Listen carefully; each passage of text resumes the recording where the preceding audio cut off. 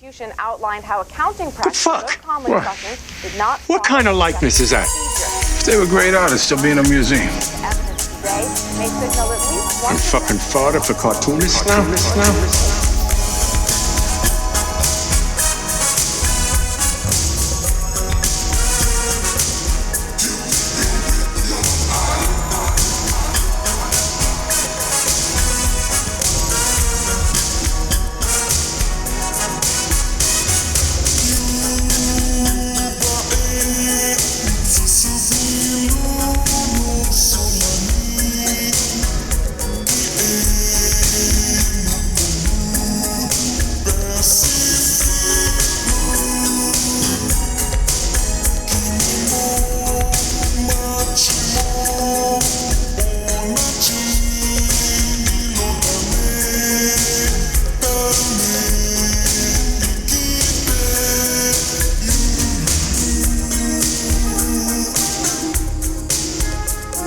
Alright, it's time for another episode of Gutter Boys. Gutter Boys is a small press comics podcast about the ins, the outs, the highs, and the lows of making comics.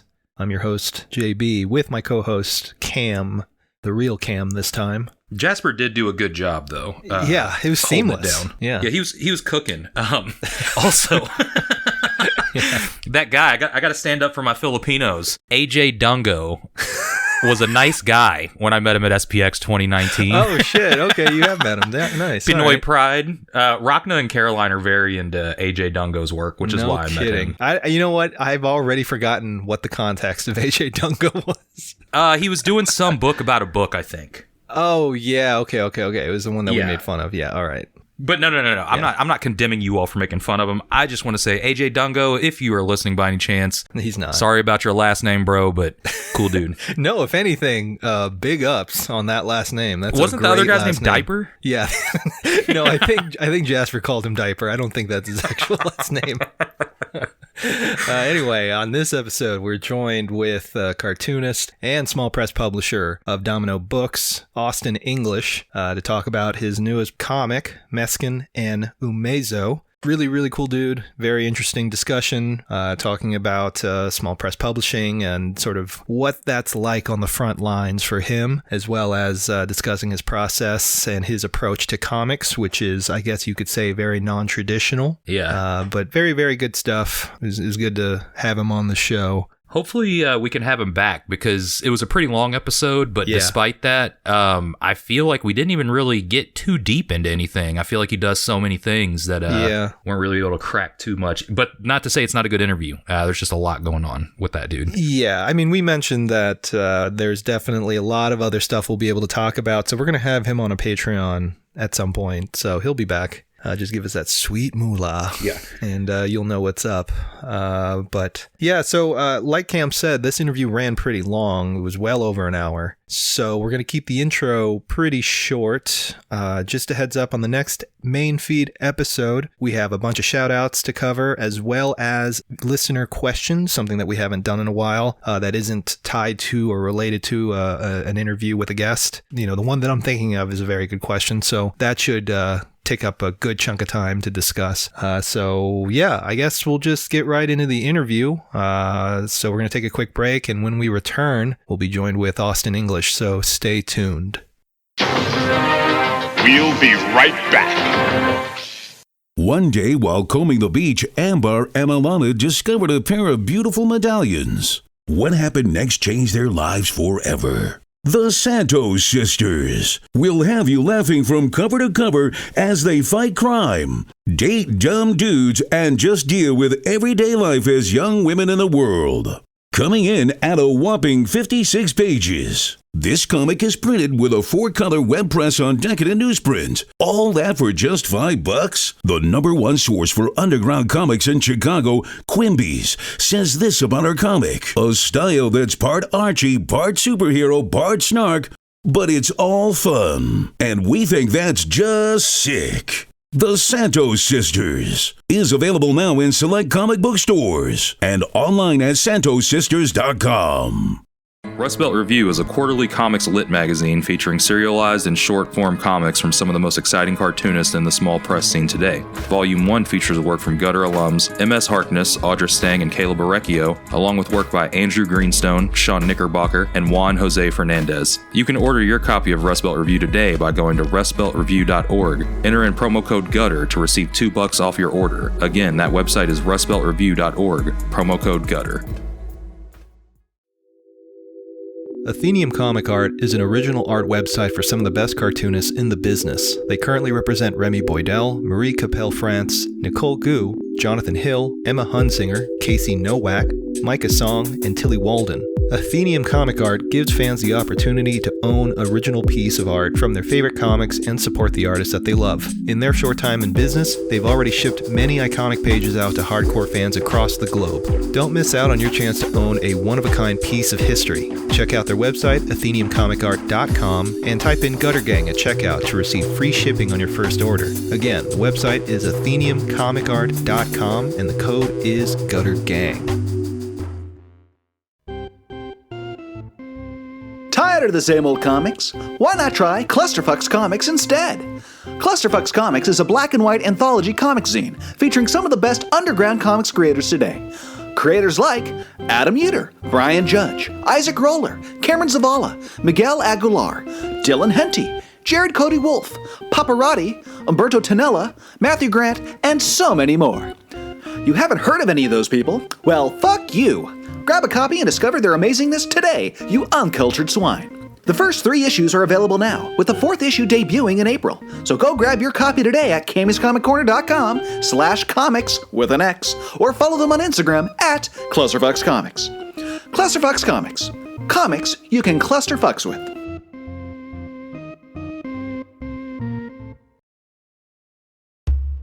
The Last Aviatrix is a post-nuclear adventure comic by independent, Los Angeles-based cartoonist Buster Cagle. The story follows Summer, our last aviatrix, who pilots the sole-surviving airplane, a nuclear-powered B-29, as she travels the ruined world finding ways to survive and help humanity while dealing with the imminent threat of the Atom-born, a rare breed of atomic wizards that want to see her out of the sky. Her mission becomes complicated when she accidentally picks up Henry, an Atom-born child who wields incredible power, and Clementine, a berserker on a quest for vengeance. Can our aviatrix survive this ruined and irradiated wasteland?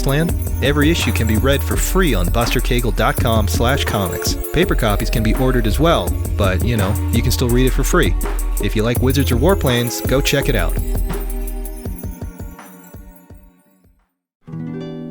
Hey Gutter Gang, Cam here to tell you about Soggy Landing again, longtime supporter of the podcast. They recently sent us printed copies of the first 3 chapters to review and are currently posting Chapter 4 online with updates on Instagram. And while I personally haven't seen any of Chapter 4 since I don't read webcomics, I can tell you the first 3 chapters are really fun to read and full of weed-smoking wizards and hijinks. They've also been contributors to Rust Belt Review issues 3 and 4 with some soggy side stories, so make sure to check those out too. You can read Soggy Landing over on Study Group Comics and over on Instagram at Ian Densford or at welcome_2_soggy_landing. Soggy Landing, hell yeah, dude.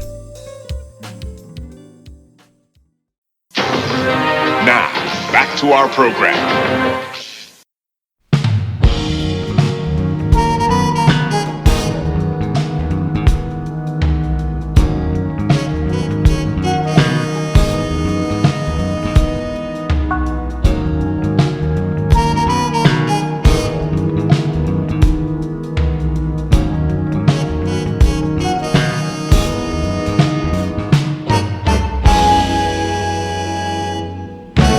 And welcome back from the break. Today we are joined by cartoonist from San Francisco by the way of Brooklyn, New York now. Fresh off the release of his new comic, Meskin and Umezo from Domino Books. Today we are joined by Austin English. What's up, man? Hey, how's it going? Thanks for having me on. Of course, man. It's been a while. Excited to do this. Yeah, you've been somebody I wanted to talk to for a while, so to finally have you on, it's actually a treat. Just to give the listeners a little bit of a primer, you've been doing comics for, God, I know of at least a decade, and you've been running Domino Books, which is a store that I order from, and I think everybody else that's into our little corner of the world of comics is probably aware of. But if you don't know about those, we're going to talk for the next hour or so about what those things are. So before we get into all that, though, what you've been up to? In general, or just, I mean, not anything that would be of much surprise. You know, I'm just working on, I can't say that I've, since finishing the book, that I've been drawing as much as I normally do. I have, in the last year, I've been slowly working on a new comic. I've been trying to start just a one-person anthology comic, but I guess I can say I've just been so spread thin doing a lot of different stuff. So I just feel that, if there's one thing to maybe discuss about doing things like Domino, or maybe you guys with all the things you do, I mean, you're a working cartoonist, but you're also doing something that involves other people and is more of a community-based thing with this podcast. There's just so many little things involved with working with other people's work that I'm a little behind on working on my own stuff. But yeah, no, I'm teaching. I work on Domino every day to some extent. Sometimes much more than there was a string of days last week where I was working a bunch of 12-hour days in a row. Oh shit! And then just all kinds of stuff, all kinds of comics related things. Where are you teaching at? I teach at Parsons and at SVA, and I teach some studio classes at Parsons, and I teach just a course about comics at SVA, both in New York. Okay, and how long have you been doing that? I've been teaching at SVA now for about 4 years, and Parsons, just different, like kind of rotating different classes for about 3 years. But I've been doing these studio classes at Parsons for about 3 years now. But they're not comics classes. They're general. They're kind of just like general art classes. One of them is just a core studio drawing class for sophomores. But it is really interesting. They I think more so than when I knew young people in art school when I was in college. I didn't go to art school, but when I knew people that were going, I don't know if people outside of the people I knew were naturally inclined to make comics, but I have to say, like, almost all my students, when you give them an assignment that isn't comic-centric, they do tend to drift to comics much more than I think would have been the case in the past. Oh, that's interesting. Okay, is that, like, when you say the past, do you mean in general, or do you mean just, like, in the 4 years you've been doing this? I think just, then it just becomes anecdotal, but, like, when I was in college, I don't think art people that I met, like people in art school, people my age in art school, again, there were certainly people that liked comics or wanted to make them, but I don't think it just feels more universal with the students I work with now. Even if they don't seem that into comics culture or whatever, they do seem to naturally, like this core studio drawing class I taught last semester for sophomores, I would say that every student in the class wanted to eventually work doing comics, and there's no comics program at Parsons. And I do think it's that I would say almost all of them they're all manga readers. But they're not like how we, like probably when we were young, it's like you have some kind of identity as being a comic book reader or whatever. It's like some kind of thing. And, obviously we all still have that as part of our identities. But I think for them, it's just another natural thing that they're into, that they're going to try out. That's interesting you bring that up, because when I was going to school, my focus was drawing, and there were a couple of classmates I had that did do comics or tended to lean more towards that format, but there was always like an air of like a negative connotation to that. So I think that might have shifted since then. Yeah, and I wonder, I don't know what other professors in this school are like, but I do think that it does just seem like another natural path that people go down and are just naturally feel like they have some history with the medium. And I think they have a history with the medium, with manga. I don't think most of the students I have, even at SVA, they have a comics program.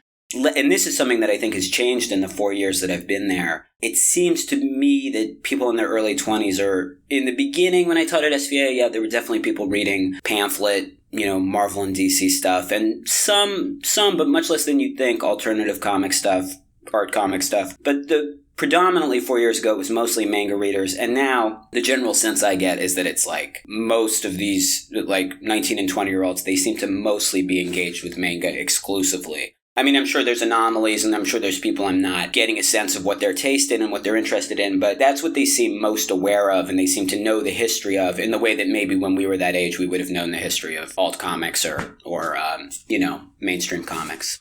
Yeah, no, I can echo that point. That was definitely something I saw, and I graduated in 2012, so not that long ago. And I think it's good. It seems very healthy. I think it seems natural, and it seems like the people that are into it, it seems like a universal, student to student, no matter what their background is or what kind of student they are. It seems like something that they're all just naturally interested in. And I think as someone who loves comics, that's encouraging to me, that it just proves that it's a natural medium that anyone can be attracted to without the connotation of being exactly someone like me.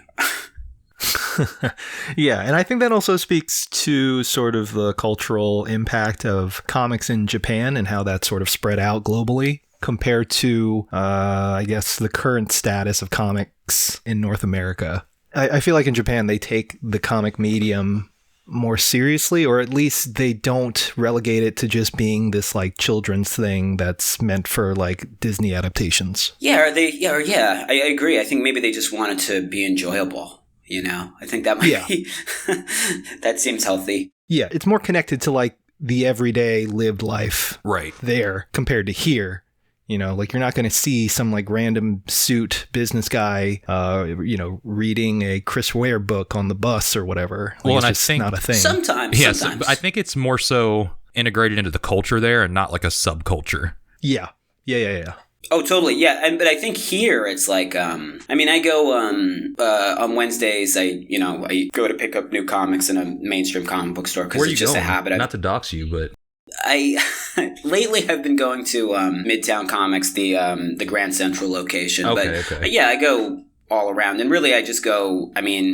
I go because it's a habit I've never been able to break my whole life, and I do find myself, I think everybody goes through this, I find myself like searching for stuff that I'd actually enjoy reading when I get home. But when I go in there on Wednesday, I even on Wednesday it feels it's there's people in there, but it's pretty sedate. But then if you go around the corner to Kunakaniyo, like just a few blocks away, and it's not even, their day for new releases is Tuesday, but when you go there on Wednesday right after, it's packed. Is that a manga shop? Yeah. Well, it's like a Japanese bookstore, and they have like a gigantic manga section, and it's just like, it's kind of hard to like get around there, it's like wall to wall people. So, and that feels good. That feels healthy. Are you buying something every Wednesday? Like, because I go every Wednesday too, but this year I made a promise to myself that I don't have to buy something every time. I was always trying to like at least throw the shop some money. But are you finding something to buy every week, or do you just walk in, browse, and leave? What's your experience like in the mainstream shop?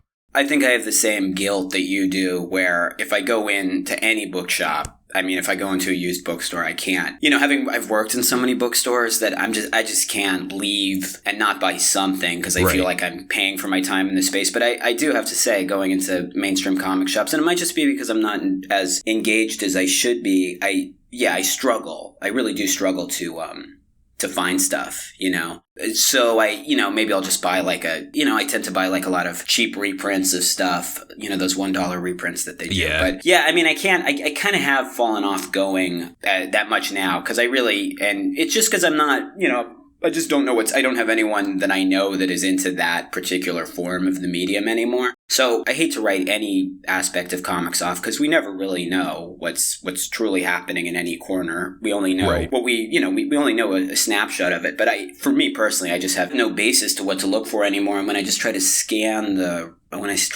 racks, I do have a hard time finding stuff that I'm legitimately excited about. Yeah, I think that's more so my experience with it is it just seems like a flood of content and not good content. Like they could condense, the 9 Green Lantern books that they have into 1 or 2.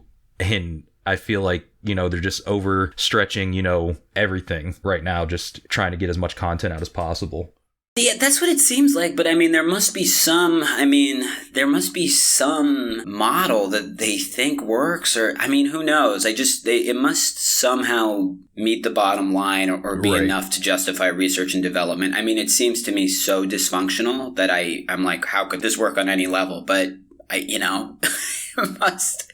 People are collecting salaries and they're paying the real estate on the places that they pump these things out of. It seems like they've had short-sighted goals for decades and decades, and maybe those short-sighted goals are circling them into an ever narrower corner. But I have no idea. People probably look at the community of comics that we're a part of, and they could say the same thing, that things seem, maybe the readership of our corner of comics seems to be forever shrinking, and, we're on the inside of it, so we're like, well, that may be true, but there's this beautiful thing being made here, there's this being made here, you're missing the larger picture, and I'm playing devil's advocate to a huge degree, because it doesn't seem like there's a rich, bigger picture that I'm missing, but, anything's possible.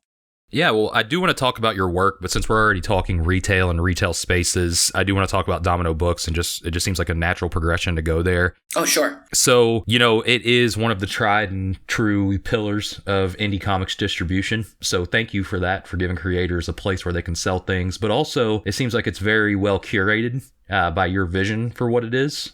What do you think when you think about Domino Books? Like, what's the mission statement? What do you want to achieve with that? I know that's kind of a big question, but if you had to distill it.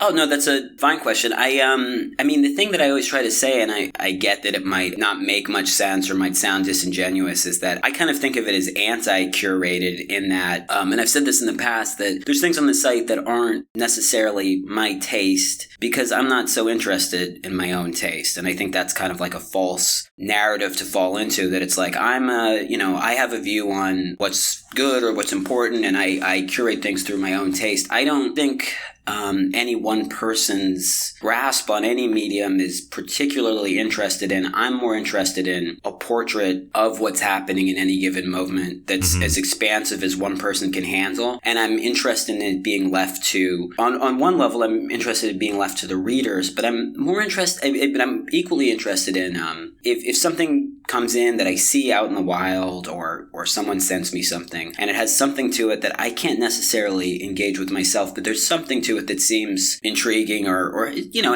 has something to it that seems legitimate.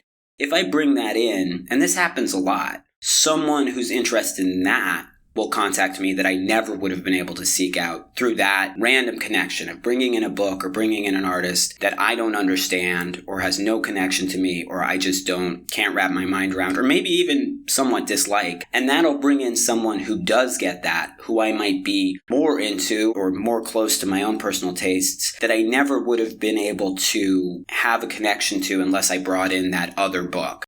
And the more that I do that, and it sounds like a strange thing, but I do really think it works. The more I do that, the more the store and the distribution and the site and the overall project operates as something more interesting than my own dictation of what I'm capable of being into at any given time. It's more of a project that everyone is authoring. And I know that sounds like it might seem overly spacey or new agey, but I think it really creates like a way of seeing what people are doing creatively in comics that isn't limited by my limited thinking. Mm-hmm. And do you have a criteria for what you sell? Like, do you sell anything that anybody sends you? Like, how do you go about like finding books to stock? I think the only thing that I wouldn't stock is something that seems stuff that has some kind of cynical quality in how it's submitted to me. If someone's blind emailing places, if it's just a cover letter and the work doesn't personally appeal to me, then I probably don't want to work with it. Just because what's the point? It's just probably gonna be more trouble than it's worth. But if something maybe doesn't appeal to me, maybe something seems very amateurish, but it has some kind of, and I don't mean it has to have like someone writing to me saying like, oh, please help me. If it just has some kind of, if there's one of the two, if the work has something interesting to me, or there's some kind of way in which it's submitted that feels legitimate and honest, and whatever my current definition in my own mind of what honest is, then I want to try to find the time to work with it. But then, of course, there's stuff that comes in that people send all the time that I really am immediately excited by. And I might be a little more on it. That might become the top priority of something to work with. But the stuff that might come from a different trajectory, I definitely make a note and loop back around to it. And then I really do think with art in general, like you come to understand things that you didn't understand initially. I don't think you'd never surround yourself with a group of friends that's like, these are people that think like me, and I like their opinions and I like the way they express themselves. Those are the only kind of people I want to be around. You surround yourself with all kinds of stuff, even stuff, people that you don't understand or connect with immediately. And I think art operates on a pretty similar system. Now, this is actually kind of going to a project that you have with Domino Books, but you did a phenomenal interview with Porcelino in an issue of Comic Art, and you were talking mainly about, his, involvement with Spit and a Half, and I kind of feel like you're a spiritual successor to Spit and a Half, as far as like a place where you can go to buy one thing and find 9 other things that look cool. He mentioned that it takes up like all of his time. You mentioned that you were working pretty long weeks. Does Domino take up the majority of your week, like the retail side of things, or have you found a pretty good balance with, making work and teaching and everything? Currently, it's taking up way too much time. I mean, I like working and I enjoy doing it, but right now I have to figure out a way to make it, because it's, there's like 400 things on there, and that means communicating with the people who make them, the people who send them in, packing up all the orders every week takes about, every week it takes a couple of days, a couple of like 8-hour days. And, then just there's so much communication with the readers, people asking questions, the artists, and just your own ability. Then you're the third actor in it. And I do think, I'm just in this isn't too, exciting, but I'm just in that space where I have, not enough money to hire someone to work all the time. And I could really use that. I do have someone coming in every other week, someone named Floyd Tangman, who works on assisting Domino with stuff, but he's a really notable comic artist and anthology editor and force on his own. So I wouldn't want to just define him as an assistant to Domino, but he does help out with Domino a lot. And he's great because he gets what it's all about, and I don't really have to break much down to him. He's also extremely helpful in general. He's a very enthusiastic person. So things like doing Domino wholesale, it was something I'd been flirting with or trying to wrap my head around. And as I started working with him, he thought it was a really good idea, kind of fleshed it out a little bit with me. But other than that, I don't have, he comes in every other week. So yeah, it just, I wake up now and there's just so much stuff to do on it that I don't really choose what to do. I kind of just do what needs to be done that day. Right. And I definitely, I'm fine with doing that for a little while, but yeah, I definitely have to find a way to make it a little more streamlined. Hell yeah. So as someone who runs a small press publisher, what are your opinions about small press publishing as a sustainable business today? I'm the part that I'm least interested in doing with Domino is the publishing. I think working with self-published work, especially distributing it at wholesale, is what I'm most interested in, because there's some artists that aren't going to want to. They're not going to want to publish themselves. They don't want to print copies. They don't want to have 500 copies of their thing sitting around their apartment. Right. Totally makes sense. But I just don't... I think my big thing in comics that I'm most interested in is building readership. Mm-hmm. And I don't know if there's enough readership in our corner of comics to really justify, for people making off the beaten path material, I don't think there's enough readers of that kind of stuff right now to justify a publisher as well. If you're doing something really... not commercial, but if you're doing something that has more of a context for people, yeah, a publisher is great, because you're not going to be able to handle the demand for something that is a little more, a little more tried and true. But for the stuff that I'm most interested in, I don't think many of these artists necessarily need to work with a publisher if they could just figure out a way to distribute the work on their own, which I don't think is as hard as a lot of people think. But I'm also really convinced that, publishers could also do a better job with experimental material. I think there's kind of a vague sense of apology for some of this kind of material from publishers where they, they're working with something that is a bit, maybe in the mid-90s would have been their bread and butter, but maybe now is a little stranger than their current audience that they're aiming for might accept, maybe a more traditional bookstore audience. So they kind of put it out, and it's not their A material. I'm sure they love it, but I think if they verbalize that stuff a little more unapologetically, the readership for that stuff would make a little more sense coming from a publisher. But for right now, it seems a little off. I think most people making harder than normal material are definitely not supporting themselves from publishers' checks, which is, that's not the point. That's not the point of all this stuff. I think getting your work, a publisher can get you in libraries, a publisher can widen your audience to an extent. But I do think in terms of generating the funds to put out another project, I think there might have been a better context for that for someone publishing an experimental black and white comic in the early days of the direct market. And now, just by doing it themselves, I think you'd have a better chance of generating your own, bankrolling your next project through that rather than doing it through a publisher. But that's, there's obviously merits to doing it through a publisher. Yeah, right. I think that's something that we kind of push a lot on the show, is just doing it yourself and only going with the publisher if it truly benefits you, because a lot of the times doing it yourself is going to be way more beneficial to you as an artist, both financially and, networking wise, because you actually get to communicate with your readers who are buying the work. That's true.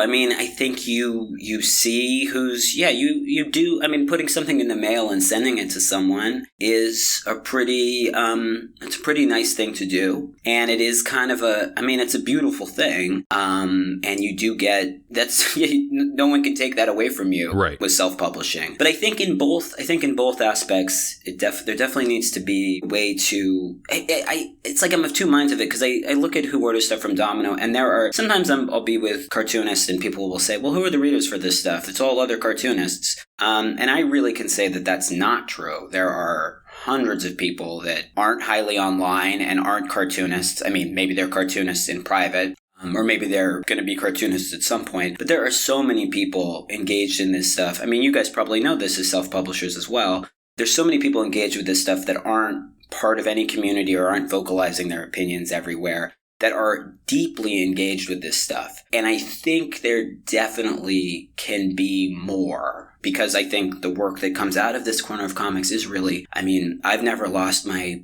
appreciation for it. It only increases after being interested in this stuff for over 20 years. And I think it only gets more interesting, but I do think maybe the belief in it being an expansive medium in terms of readership, I don't think people believe in that as much as they once did, but I definitely think it's still true. Yeah, I can echo that sentiment. I get more excited about it as time goes on, I think. Alrighty, so we do have some audience questions that will circle back around to, you and your work at Domino. But before we get into that, I do want to get into, your work. So you did just put out the recent book, Meskin and Umezo, and you were working on that book for a year or more, is that right? It took me about 4 years to do, yeah. And it had some start and stop with the release, I'm assuming pandemic-related production pipeline issues? In terms of finishing it, finishing the drawing on it, I finished the drawing on it in 2020, and I think the pandemic really helped me finish it years before I would have finished it otherwise. But in terms of, it's the first book of my own work that I've published, relating to what we're saying before, kind of trying to put my money where my mouth is, talking about that kind of stuff. But I worked with the same printer that my previous book came out with, 2D Cloud, and I liked the Gulag Casual. I like the production they did with this printer out of Korea called DNP, and I contacted them. They have offices in New York, and it was really nice to just sit down with them and work with paper stocks and everything. And, the stuff I do with Domino otherwise, I use these printers in Long Island City, Linko and Stellar. And they're great, but they don't have an office where you sit down and discuss these things. You just, they send you the PDF and they don't even send a proof, and your files better be good, because they definitely don't, they're not super aesthetically minded. But if your files are good, they'll print a nice book. But DNP they were so patient and really great to work with. But yeah, I sent the PDF right as all the supply chain stuff happened. So there was about a 6-month, they had the printer had the files and the books printed for maybe 5 months before it got to the US. Okay. I think it was just sitting on a boat in the New York harbor for quite some time, at least a month. So, I know we were kind of just shedding light on, investing in yourself as a cartoonist, but this is a book with the spine. It's not like a mini comic that, has a low overhead. What made you want to go all in on yourself? Because to me, there's self-publishing when it comes to, making a zine or a little floppy, something affordable that you can print. And then there's, you get into the new realm of books with, actual offsite production, offset printing and so forth. So what was it? Were you finally comfortable enough with your ability to be like, you know what, I can do this finally? Did you just want complete control over it? Why make the jump from working with an established publisher at 2D and going back to the self-publishing route? What I've always thought is with artists who have an audience, and let me make clear, I'm not making a comparison with myself here, but like Chris Ware, after he was doing Acme Novelty Library with Fantagraphics, he started, I believe, self-publishing it and having Drawn and Quarterly distributed for him. And this must have been in 2008 that he was doing this. And I was like, oh, of course, that is such a smart, Chris Ware has an audience. If he pays for the printing on this, which, I'm sure he can do, it's going to be a better situation for him. I'm surprised. And of course, for the collection, he's not going to want to put his own money into that because that's going to be a lot more pages, and he's going to want it to be, circulated to libraries and internationally, et cetera, et cetera, et cetera. He's going to want some help with that because that's going to be too complicated. But just in terms of making they weren't floppies at this point from Ware, but they were like individual issues of Acme Novelty Library that eventually become, the Rusty Brown collection and maybe some side projects. Right. But to me, I was like, oh yeah, of course, everybody should do that if they have some way. If they have some structure of their own, in terms of with him, he has an audience. It just makes more sense, and you'll make your publishing costs back, and you'll just have more control over it, and it'll also be just like a complete work. Just in my mind, an artist working directly with the printer and going over, making their own decisions. To me, that's just like a beautiful work of art. It's not, you're not, Zach Sally, had his own printing press. That's the ultimate. I don't want to go that crazy and have my own letterpress where I'm printing my own pages, but I definitely see the appeal to that, and I'm a little jealous that he was able to do that. But I think printing a book yourself, working with the printer yourself, really does make it a true artist-generated work of art, and I think that's very beautiful. And I think with the structure of Domino getting to the point it was a little bit of a gamble, but I just felt like, well, I do have this in place, and I'd rather. The publishers I've worked with all have really great qualities, but I do get a little freaked out here and there by decisions they make that aren't bad decisions. But I just, especially something I've worked on for so long, I was just like, well, if I can have complete control over this would be nice. And I'd rather, I have this way of getting the book out there, and I put so much work into it that I thought, why don't I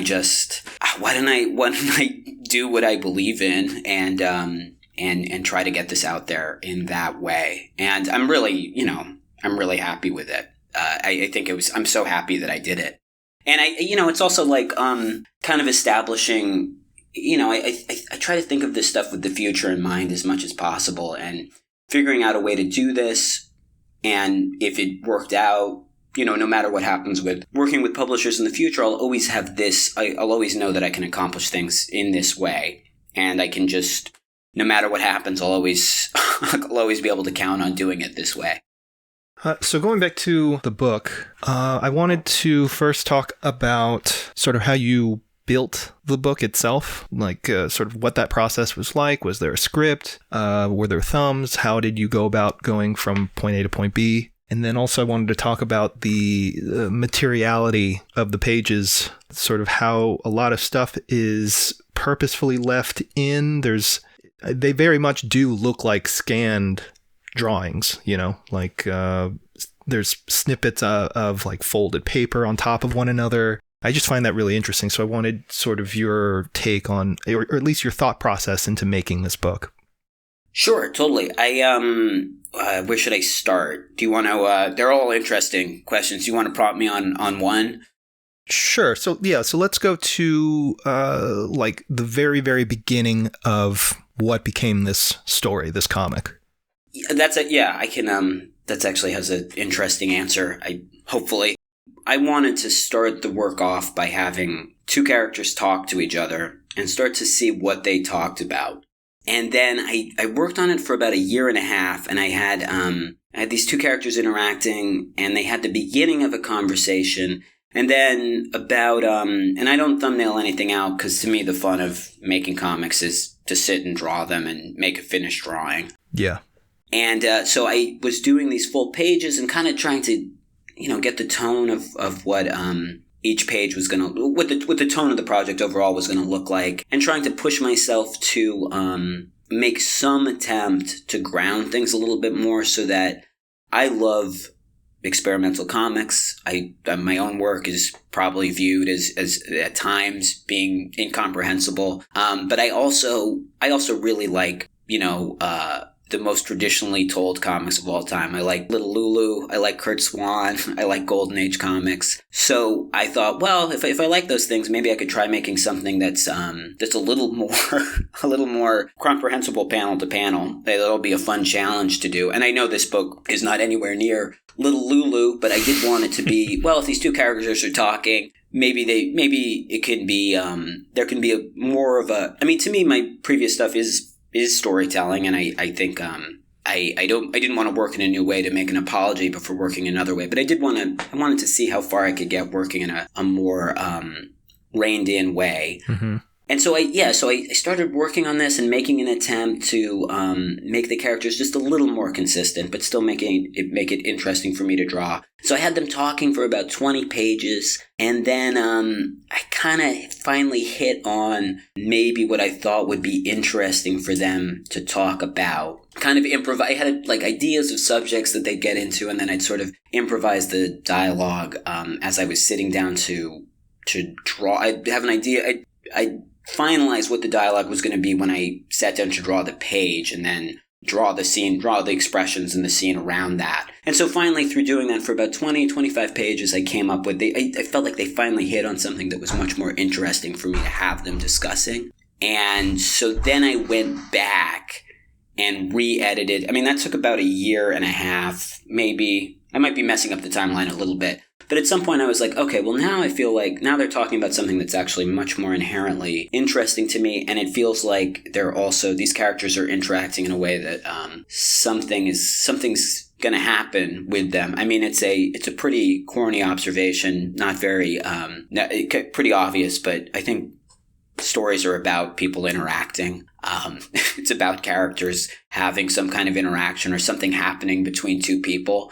And so as they were talking, I was like, okay, well, I'm starting to feel the real contrast between these two personalities, and I feel some kind of momentum happening of some kind of event happening with them. And then I kept going in that with that. Then I went in and edited those pages, then sat down and did the next 2/3 of the book, and then went back when everything was done. I went back and just edited everything again to kind of highlight that main thrust of conversation, and also bring the drawing up to, because it's 4-year project, and I love, we all love comics that look one way on page 1 and completely different on page 300. But I was proud with some of the progress I'd made with the drawing towards the end. And I just wanted to rise everything to I wanted to do the panels that felt a little weaker now 4 years later, and I wanted them to rise up to that level. So I think the editing, there was about 6 months of maybe the first round of editing, and then maybe another year of the second round of editing. But I work maybe some people look at my work and it seems like it's done very quickly, but I work so slowly. And so it's a 76-page book, but just doing all those things took me forever. Yeah, so speaking of enjoying drawing these pages and not really keeping any sort of consistent model for these characters, because they do shift, but in a very sort of organic, abstract way. It seems to reflect how abstract this story came about in terms of how it was constructed on your end, right? You start with this basic premise of two characters talking, and then as you are making it, it slowly changes and morphs into something else.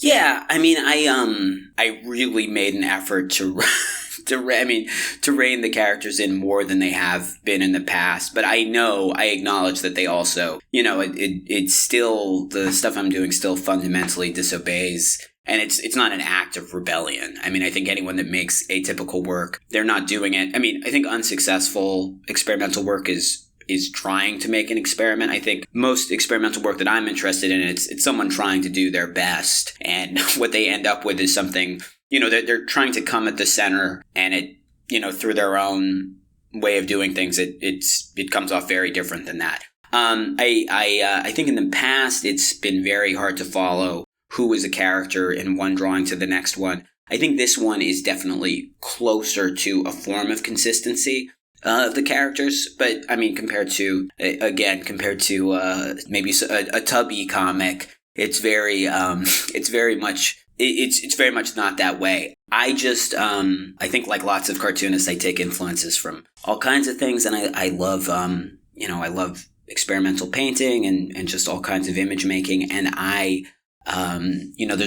there's only one life to live, so I like to, if I'm going to sit down and make a drawing, I do want to enjoy the process of making a drawing, and I want to have some kind of engagement with it. And I am amazed by cartoonists, very traditional cartoonists, that you can feel that engagement as they draw a character consistently over and over and over again. I mean, if I'm really pressed to tell my favorite kind of work, that is my favorite kind of work. People that are able to, because I understand how hard it is to sit and draw a character consistently page after page. I just do not, I lack that ability. And I think a lot of the stuff I make is trying to make that, the lack of ability to make a consistent set of characters, to try to still, I still want to make comics. I don't want to, I don't really want to do anything else artistically. And I try to make my way of doing that work in some kind of way, even though my preference is probably for different kind of work.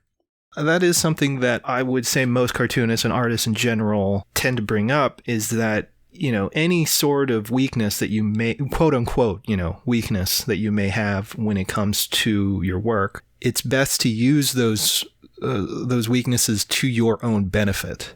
Oh, totally. Yeah. I mean, those quote unquote shortcomings that you may have or may be perceived as being a shortcoming. And I definitely see that in this book. I definitely can tell, because as somebody who also does not really care about drawing on model all the time, even though I do it, because, like you said, it is difficult. It's kind of annoying and tedious at times.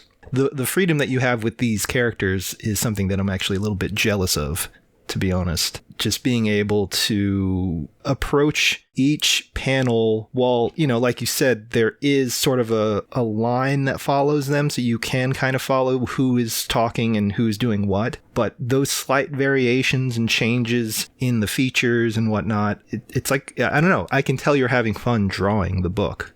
Oh, well, thank you. I'm obsessed with the early history of comics, and I kind of have this monotonous argument that I think when Milton Caniff comes in and there's this cinematic influence in comics, something is really, the medium gets defined as this pure storytelling medium. And I don't know, if you look at Lionel Feininger and you look at George Harriman, there's a consistency to George Harriman's characters. There's kind of a consistency to Lionel Feininger's Kinder Kids, but not really. But I don't think, I don't know, I think you can look at a comic for as long as you like. You can decipher it for as long as you like. It's not it isn't a movie that's passing by you. And, even in a movie, I think we allow for more confusion. It's like a universal experience. Everybody's like, wait, who's that guy?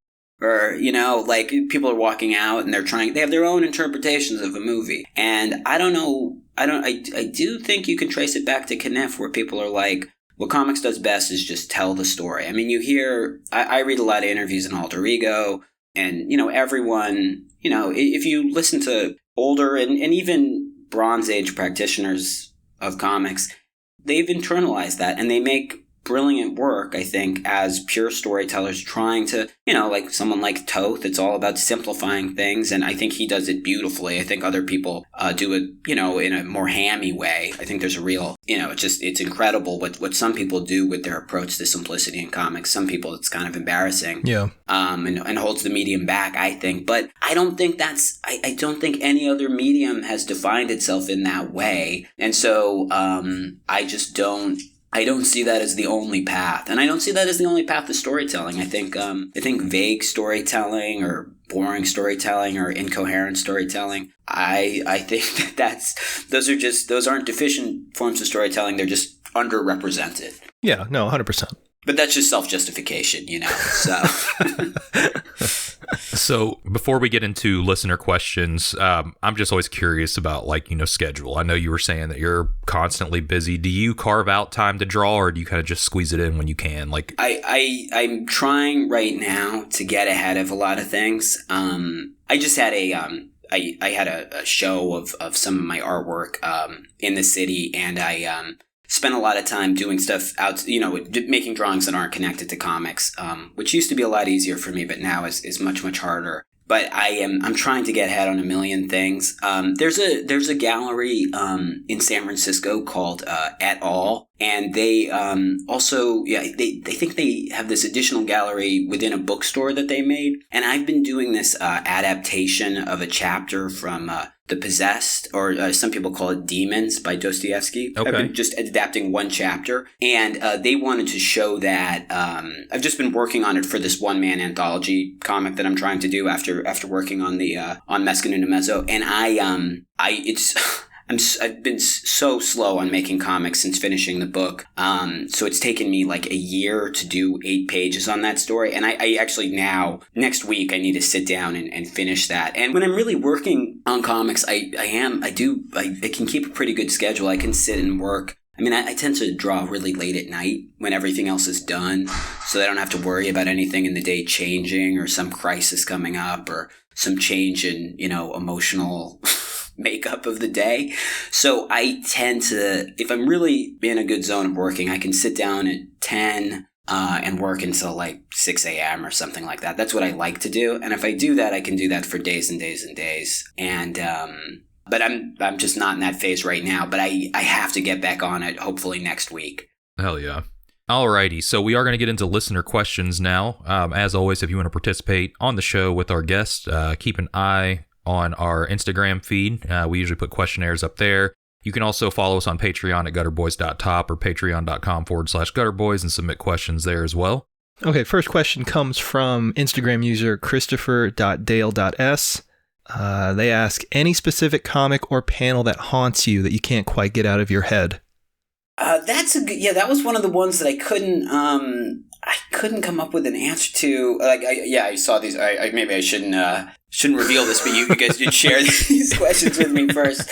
I'm trying. Yeah, I can't really think of one. I mean, I wish I. It's funny. My mom read comics when she was young, and she remembers that iconic Jack Cole injury to the eye image. I mean, she remembers seeing that on the playground. Unless she's created that memory in her mind from hearing about it on the news. But I don't know. Yeah, I can't think of a single panel. I mean, I do really remember. I remember certain stories like really changing just my. I remember like reading an issue of 8 Ball when I was in high school, and since I was 10, I've just been hyper focused on comics. But I had this idea of it's always like I would be reading comics, and I felt like that I was growing out of the comics that I started reading, but I was just like searching for like some kind of ideal that would satisfy what I believed comics were capable of. So I was like, oh, I guess I should read Flaming Carrot comics. I guess that's like really artistic. And I would just be searching and searching, and like, there's stuff like Concrete. I'd be like, this is the best. And I still like Concrete a lot, but I was like, there's something, I don't know. If I'm really being honest with myself, there's still something lacking here. And I think I remember reading 8 Ball 16 and really just, like drawings and that I still think of, because it really was just this mind blowing. Like I was like, oh well, now I guess I can believe in this thing, because this is just so beautiful, and I really love this story. It's just this. I love this as much as any other work of art, and I can just love it unapologetically. So I remember that cover of 8 Ball 16, but I can't say I remember a specific panel. Hell yeah. Cam, what about you? I don't know either. It's like certain panel, like just like one panel that I've like stared at, but there are definitely stories that impact me. I don't know of a certain panel that I don't have an answer for that. I was just reading, I want to hear what JB says, but are you guys reading that manga Blood on the Tracks? Oh, yeah, that shit's sick. There's like, I think in volume 6, there's just like one full page facial expression from someone. And that was that was pretty scary. I mean, I do, when I'm thinking, I'm like, oh, I need to read the next volume, that I do think of that page, and it was like a genuinely upsetting image that I... Yeah, to kind of piggyback off of that, I guess, like, I had a jump scare in a Junji Ito comic recently, and I've never had that happen to me in a comic. Oh, wow. What was it? Well, it's like, okay, so there's this like really grotesque, ugly lady.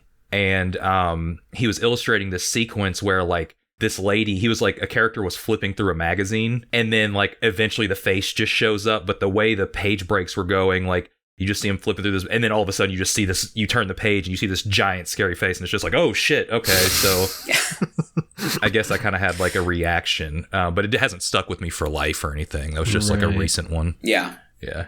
What about you though, JB? I wish I could remember the exact issue of Deathlock that I'm thinking of. But when I was a kid, I had a handful of Deathlock comics back when he still had a, an ongoing title under his name. And there was one issue where he's fighting this guy. I forget his name. He's like Night Stalker or some shit. I don't know. He looks like a alien guy in a cloak. I think that is Night Stalker. Is that Night Stalker? Okay. Let me double check. But yeah, I'm pretty sure that's Night Stalker. Yeah, and I have no idea who that is, what that character means in the grand scheme of, fucking Marvel or whatever. So I was just reading these comics in a vacuum, basically. Mm-hmm. And in that issue, I guess one of the character's powers, or that character's powers, is like bending reality or some shit. And so, because I do remember Deathlock comics having a lot of body horror in general in those issues, but this issue in particular, he's like warping his like arm, and it's getting all twisted and mangled, and it almost looks like an animation drawing. The sort of classical understanding of drawing movement by doing smears. So he had like this weird thing going on with his body parts, and I just remember seeing that as a kid and being like really creeped out by it. Deathlock, was one of the first Marvel cards I had was Deathlock. It was scary. I mean, like, I think maybe my interest, like, that was one of my initial introductions to superheroes. What were those cards? I think it was for a lot of people. And that Deathlock card was like, it was really frightening. And I think it got me into all that stuff because it was just so, I mean, it was really intriguing. Because it never, I guess, I can't, I mean, it's not that the design of that character is like super high quality or that incredible, but there's just something about like, something creepy about it, but not in like a traditional creepy way.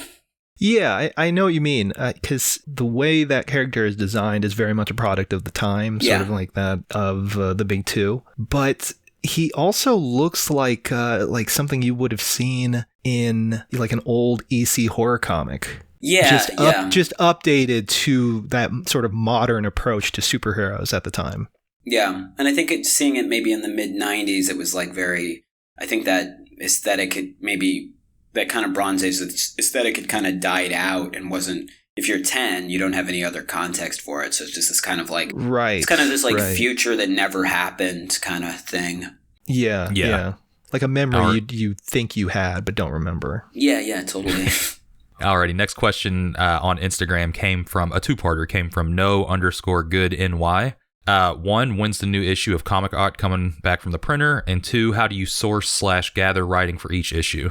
I hopefully one will be the number 4 will be done by the end of this summer. The way that I get stuff for it is I really just I just try to generate stuff organically. I mean, I think there's always things that I don't think are covered enough, or artists that I think I definitely with comic art want to talk to people that I think are not necessarily buzzing up in the moment maybe. And I have this connection to but making work that is of the moment or relevant to the moment. I have this real connection to cartoonists in the Bay Area from the late 90s and early 2000s. And I think a lot of people around Dylan Williams and Sparkplug. And I might weight things more towards just not with Domino, but with that publication, trying to, I guess in a way, maybe even beyond that is like, I've spent so much time in comics and I know so many people in it. I know them as artists more than as friends. And I think, I mean, a lot of them are friends, but it always begins with being interested in their art. And I think in a way, comic art is just a kind of way to like have coherence over my own life in comics and try to process every single person in comics that I have some kind of, eventually I want to get to every artistic relationship I've had in comics. I want to plug into there in some kind of way, just for myself. And then, working with Domino, there's always I always generate new, there's always new artists that I become aware of and that I'm interested in and that I want to, I want them to talk about the medium and explain things to me that they understand that maybe I don't understand. And so I really do just try to fill it with, it's maybe artist-centric rather than writer-centric. But, people, I think for the new one, I think Megan Kelso is going to do an interview with David Lasky. And David Lasky is an artist who I've followed his work for 20 years. And I definitely would like to hear him talk to. Tim Goodyear is supposed to interview Chris Silla, and I think Tim Goodyear is, he does Teenage Dinosaur, he's done so much, and he's an amazing cartoonist in his own right. He has done so much stuff in he's the first person to publish Matt Fury, he's the first person, he published the first issue of Boys Club, he's the first person to publish Dash Shaw, first person to publish Julie Refer, and he really is this, he has this incredible vision of comics and this incredible way of talking about comics. He did the Mary Fleener interview in issue 3, and I want Tim to do something for every issue if he'll agree to do it. So I try to fill it with people who have visions of comics that, for whatever reason, aren't overrepresented in the whatever backwater amount of discussion we have. So that's how I try to generate stuff. But I'm also, like with the philosophy I expressed about Domino to begin with, I'm very open to submissions and things that I have my own polemical take on comics, obviously, but I don't think magazines, manifestos maybe should be a repository for your own polemics, but I do think a magazine can encompass more than that. There is something that I commissioned for, or I talked with someone. I talked with August Lipp. I can't say I commissioned it because it was sort of he generated the idea of it. But this criticism of, and then I think I invited him to flesh it out for the magazine. And he's the co-editor, so it's a natural thing to do that. But he has this kind of great critique of comics like Daryl Cunningham's work, which is an interesting cartoonist. But he kind of makes these comics that are like, they're like captions like, when Putin was elected, he, didn't help with the bus system in Russia. And then there's like a picture of a bus stop and there's two people saying, when's the bus coming? And it's sort of this like over redundant use of text and imagery. And I see that a lot in like bookstore driven graphic novels. And August had a really funny way of talking about it. And that's where my polemic comes in, where I'm like, really, I think it's worth poking a little bit of fun at those books or maybe questioning why they're so ascendant right now. So some of that comes into it. And then, there's people like someone like Victor Cairo. I think definitely, I don't know why anyone who runs a magazine doesn't use him as much as they can. He's such a talented artist. He's so funny and he's a great satirist. And so I always want, Victor did, I think, a hilarious drawing of Dan Nadell in issue 3. And I think he's working on a swimsuit spread of everyone in comics, for the next issue.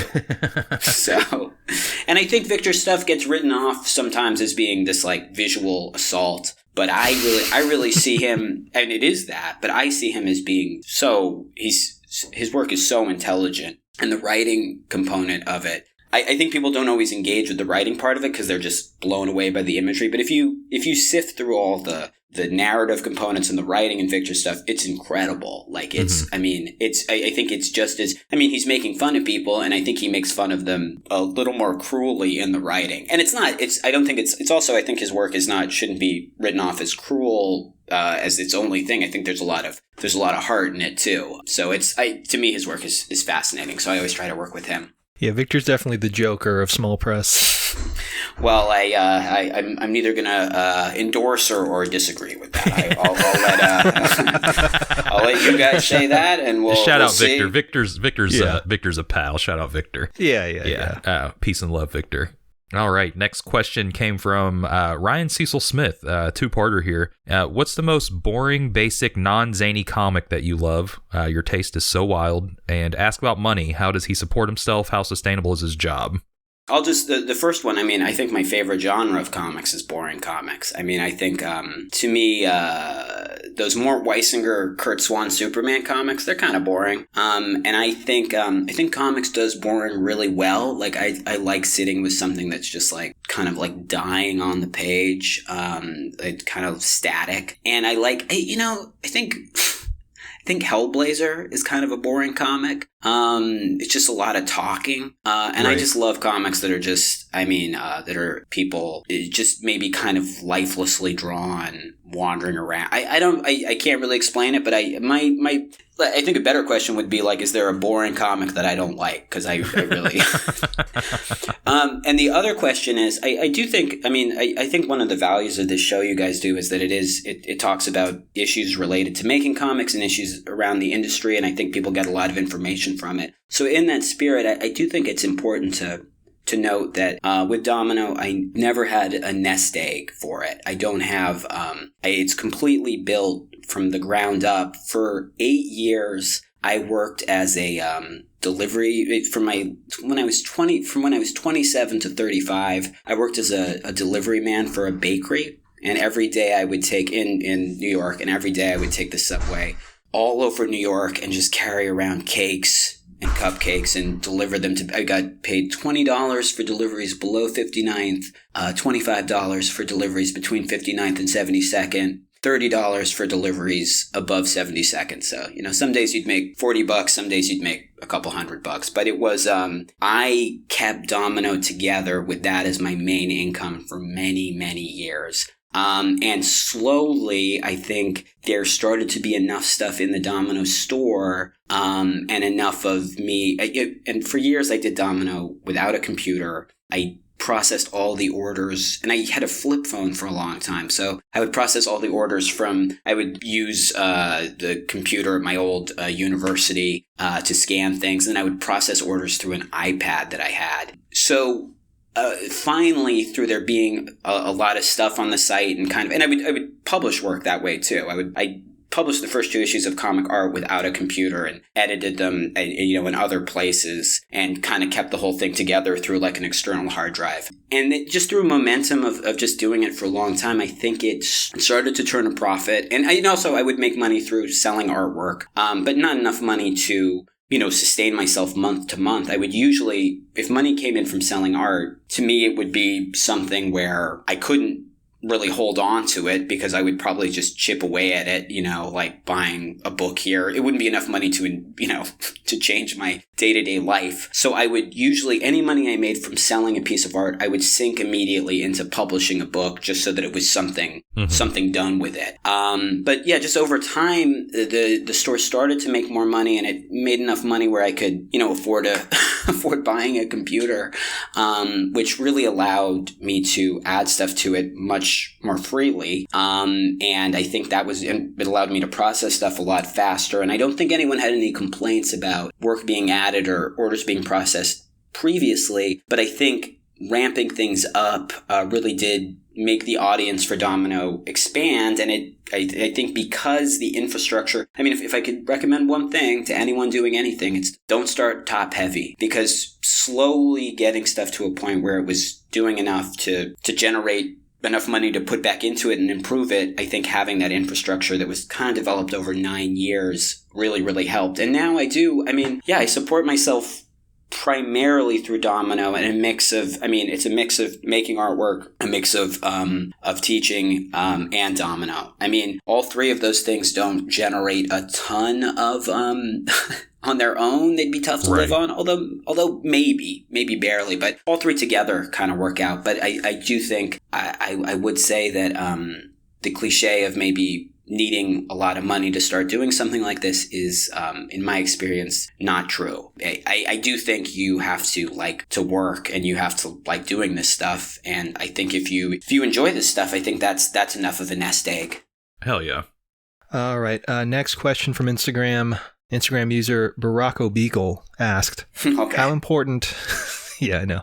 How important are big social media networks to Domino's biz? Any thoughts on that dynamic? Too important. Too important right now. I think what I can say is thankfully less now than maybe 6 months ago, because orders used to really be generated on a day when I would add new stuff to the store and announce it through all the different social media accounts. And that's when you'd get a huge flush of orders that would last for maybe a day and a half, and then maybe dry up, and then, maybe bubble up again throughout. There's not a day goes by that there aren't some, well, here's the thing.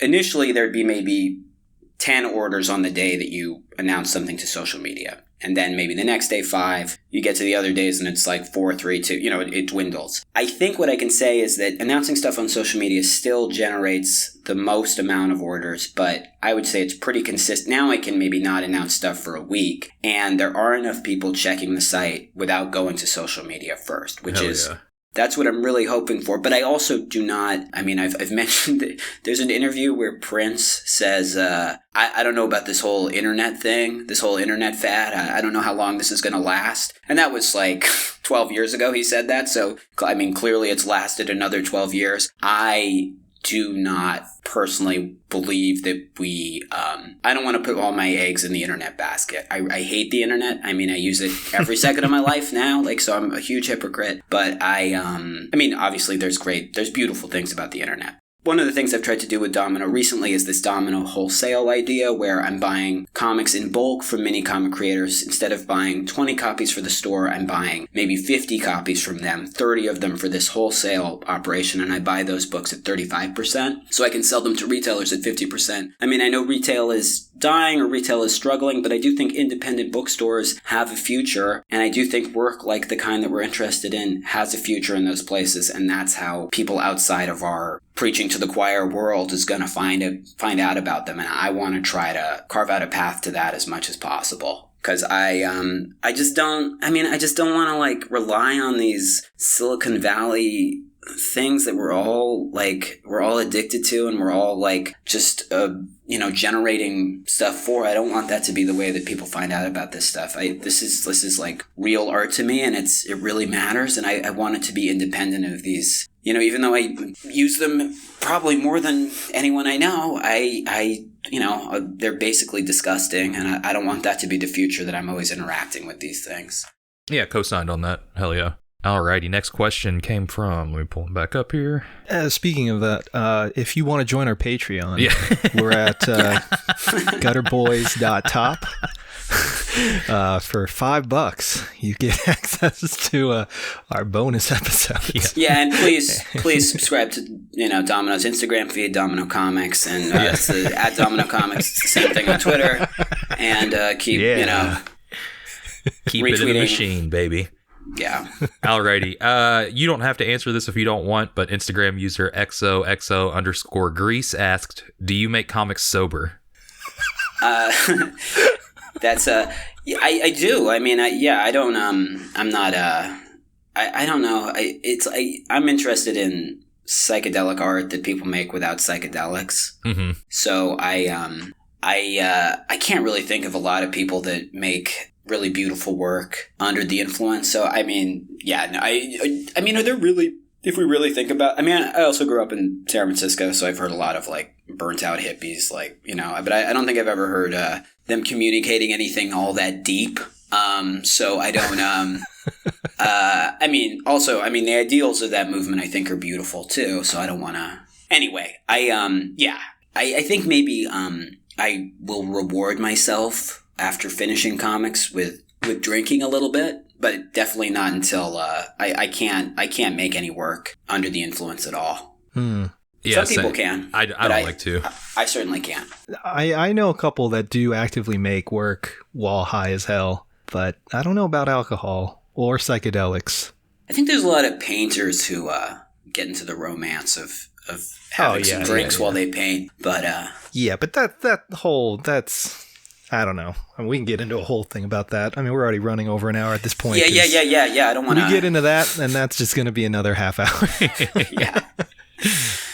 All right. Instagram user White Comics asked, talk about shipping, how to safely package big books, how to manage shipping, international, etc. And also, please ask Austin to do more 20 questions with cartoonists. Oh yeah, I should do that. I feel like there's enough of me on the internet. I feel like someone else should do that 20 questions with cartoonists. I don't know if people remember that, but it was just the same 20 questions without variation asked to different artists, and kind of talks about their process, and so you get to compare and contrast people's different approaches. And you know what? That's an open source idea, the questions I created. Anyone wants to continue it on their own, just credit me somewhere, mention me once, and you have free reign to reuse my questions. Shipping. I think I've gotten, in the early days of Domino, I did get some complaints about books getting dinged up. I'm sending out, I think now, maybe 60 comics a week on average. And I think now maybe once a month, someone will complain about something. So I think I have a good system. I mean, with international orders, I lose money on international orders, but I allow it to keep happening. Just as long as I'm only losing $5 on those international orders, I'll allow it. I'll allow it to continue. But I don't know how to make that cost effective. I know the Bubbles guy was telling me to use this different service, which I just haven't gotten around to, but I'm sure he's right about making it work. But with like hardcover books and stuff, it does get really hard. I have no idea how to make that work. But I have, with importing European books, I think I've gotten to the point of making that profitable, where it used to be getting stuff from Breeze, like I'd break even on those books because of the shipping I'm paying on them. And the way that it would make sense is that it would bring people to the store and they'd buy a Breeze book and then they'd buy a ton of other stuff, and it works out. I think now I just got all this free mock stuff in, and I think I've like worked out a way to price the books so that they make sense in terms of paying the shipping too. And I think just packing stuff, I used to wrap comics around comics, but I don't think that worked as well. Now what I do is I just double pack everything. You know, I put everything into a sturdy envelope and I put everything into another envelope. It sounds pretty basic, but it does seem to work. I think most people say that they get their, I've heard of more established publishers having being less reliable with shipping. So I think, please email me if I'm totally wrong and all your Domino shipments are, what I hear is that the Domino shipments come beat up, but the comics inside are okay. Hell yeah. I usually, obviously, I don't know if this is going to apply to you, considering you are mailing and shipping stuff at a larger scale on a monthly basis, but I usually just buy wholesale packs. That's what I do. From like U.S. distributors, and if I'm mailing a comic or print or whatever, I almost always just use rigid envelopes.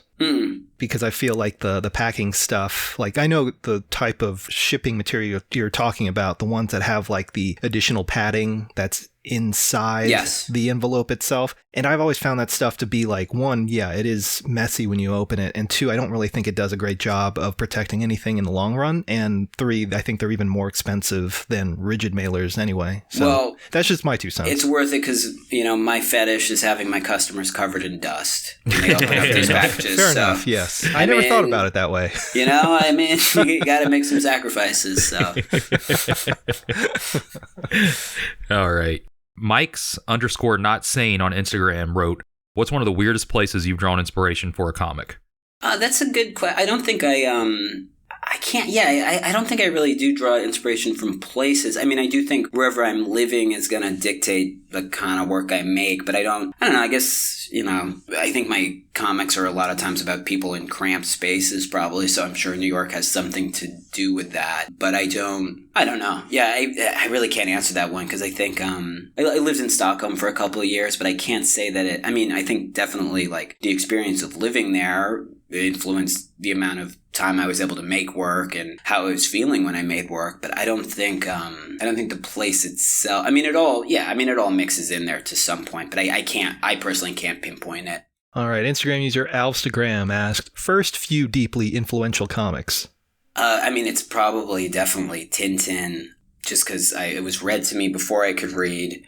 And I just those were read to me over and over again, and I loved them. Although I can't go back to it now, I find it kind of unreadable now. But it's a comic for kids, so it shouldn't be readable to me now. Really, I think I just I think I just read whatever comics were put in front of me. I'm trying to think what the one. It was like Tintin, and then there was just like I did. A friend of the family was a bookseller, and he had like collections. He was. I didn't know it at the time, but he really loved comics, and he had a bookstore that I would just spend time in. He had collections of early American comic strips that I would look at, but I couldn't read them, like Little Nemo. But I just I loved poring over them, and then when I was learning to read, I had that Jim Lee, Chris Claremont X-Men comic that I don't think it had much to do with that I couldn't read that well, that I didn't understand it, but I did try to, I tried to understand it over and over again, reading it, in my limited ability to read. I tried to decipher what the hell was going on in it. I doubt I'd be able to understand it now, but I was really excited by it. I thought it was really, really beautiful in its own weird way, and I connected it to Tintin just as another comic. But yeah, I mean, I think, I don't know, I just remember just getting a beat up copy of Bloom County comic strips when I was a little kid and just reading that over and over again. But I wasn't really discerning at all. I think whatever comic I came across, I was naturally really interested in. For whatever reason, God only knows why. All right. Second to last question came from Instagram user Reader JNTJR. I don't know how to pronounce that, but I know you write in a few times, so let us know in the DMs. Reader Genter, yeah. Domino Comics, have you had an absolutely weird comic submission too odd to print? No, I don't think so. I mean, I think, I also this is going to be the most pretentious answer, but I don't think, people are always talk about Domino as publishing weird stuff or my own work being weird. I mean, I don't think, I think comics need to, if you compare the weirdest comic I've ever seen to the weirdest piece of just art in general I've seen, the comics are still pretty conservative. So I'm waiting for someone to send me the weirdest possible comic. I think there's this artist who makes very I don't think his work is weird, I want to stress, but this artist Richard Alexander, he does this series called Richie Vegas Comics. Mm-hmm. He draws all his comics on paper plates, and but there's a real pulsating story to it, and the way he puts images together. I've never seen someone make comics exactly that way. I guess you could say it's the strangest. I mean, he photocopies the paper plates, and he just draws in ballpoint pen, as far as I can tell. But I still don't, I think it's still, I don't know, I think even the weirdest comic is not all as weird as hopefully the future of weird comics will be. All right, last question, and probably the most important question. Past guest, friend of the show, Nate Garcia Cartoons, asked, Austin, what did you have for breakfast today, be honest? Well, yeah, I wish I had a better answer, but, well, okay, maybe I have a kind of good answer. I was teaching today, so I was in a rush. I just bought a protein bar, ate it, as I was setting up class. But then when class was over, I went to this really good soup place in the East Village that, they sell borscht and split pea soup, and they make pierogies. So I had a split pea soup and a tuna salad sandwich. And as I was sitting there, I sit down, and the guys working there, and this place is called B&H. It's been around forever. And they're all like, we got him, East Village, we got him. And I was like, oh, I guess they're talking about the subway shooter. And I thought the guys working behind the counter were joking, saying that the East Village got him. I didn't know what they were talking about. But apparently, an hour before I sat down there, I was on 2nd and 8th. And apparently, the shooter had been St. Mark's. I was on St. Mark's and 2nd. That's where the diner was. And apparently, they'd arrested the guy an hour before on St. Mark's and 1st. Oh, wow. Yeah, the bodega. So it was a bodega guy got him. Yeah. And I guess that's weird because he was spotted at a McDonald's I've passed by a million times on 1st Avenue. But then, that's where I heard that he had been apprehended, was just a block away from where I was eating an hour before. So I, didn't really intersect with them, but that was an interesting, that was my first meal of the day. So, I hope that at least gives a story to what I was eating. Yeah, mass shooter gets stopped by Zach the Bodega guy compared to NYPD's $10 billion annual budget that did jack shit. Yeah. Well, that's okay. We could do a whole other episode on that. Yeah. What was it we're going to do? Yes. We're going to do an episode on two different things. On I can't remember what the other thing was, but okay, I'll be back for another 6-hour episode.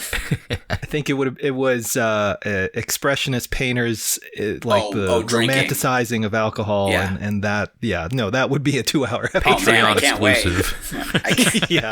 Yeah, for sure. There was a really great ongoing joke online that if the shooter had jumped the fare station, they might have caught him then, but he did not. Yeah. So, but anyway. Okay, I'll save my takes for the pay-per-view Patreon extravaganza money grab.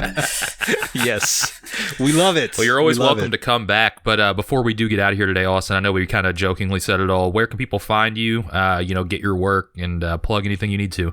Just go to dominobooks.org, and I think I try to make it as inviting as possible. I think the website Still looks like it's from 1993.